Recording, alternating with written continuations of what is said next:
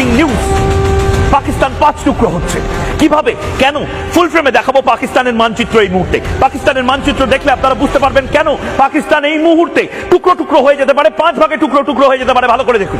এতদিন বাংলাদেশের পেছনে কাঠি দিয়ে এখন পাকিস্তানের পেছনে লেগেছে এই ছাগলের 14 নম্বর বাচ্চা ময়ূখ রঞ্জন ঘোষ। পাকিস্তান 5 টুকরো হচ্ছে এই মুহূর্তের সবচেয়ে বড় ব্রেকিং নিউজ। পাকিস্তান 5 টুকরো হোক আর 10 টুকরো হোক, তোমার বাপের কি?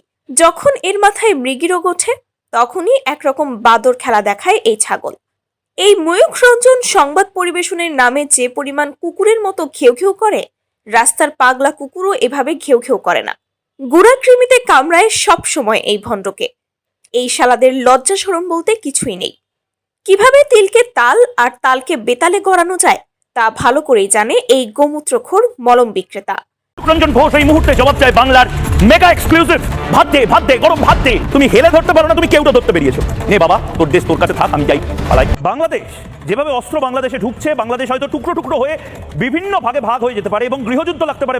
ভারত না থাকলে আজ বাংলাদেশ হয়তো পাকিস্তানের কোনো রাজ্য হতো। বাবা মায়ের ভুলে জন্ম নেওয়া এই সমস্ত কুকুরছানা প্রতিনিয়ত মিডিয়ার সামনে এসে ঘেউ ঘেউ করে মানুষের শান্তি বিনষ্ট করে যাচ্ছে। মেয়াদোত্তীর্ণ গোমূত্র খেয়ে মানুষ মাতাল অবস্থায় থাকলেও এভাবে এই ময়ূখ রঞ্জনের মতো ভুলভাল বকে না। কিছুদিন আগে শালার মাথার অপারেশন করা হয়েছিল। মনে হয় ডাক্তাররা ওর মাথার একটা তার ছেঁড়া রেখেই মাথা সেলাই করে দিয়েছিল, আর সেজন্য প্রতিনিয়ত এভাবে মিডিয়ার সামনে আমাদেরকে বাদর নাচ দেখতে হয়। কি সুন্দর আজাদি, আজাদি, খাটের তলায় আজাদি, পকেটে আজাদি। থটফট করে কাঁপছে তার। মোহাম্মদ ইউনূস আবার বদমাইশি শুরু করেছে, অর্থাৎ জোশ কম হয়ে গেছে।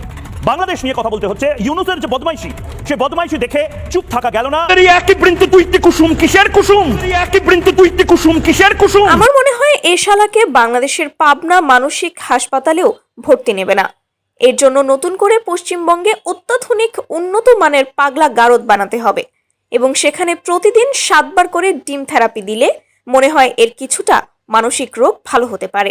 বাংলায় একটা কথা আছে, গাছে কাঁঠাল গোফে তেল। আমার মনে হয় এই শালা ওর জিব্বায় তেল দেয়। বাংলাদেশ পাকিস্তান নিয়ে তো দূরের কথা, নিজের দেশের 7 সিস্টার্স নিয়ে চিন্তা করো।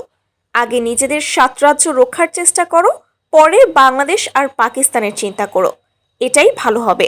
তো এই মলম সাংবাদিকের বিষয়ে আপনাদের মতামত কি? কমেন্টে জানান এবং সাবস্ক্রাইব করুন আমাদের বাংলার বার্তা চ্যানেলটি। ওর পাছার চামড়া তুলে দেওয়া উচিত। ওকে গলার, ওর বাড়িটা কোথায় জানা যদি যেত, তোর বাড়ি থেকে ওর বেরোনো বন্ধ করে দিতে হবে।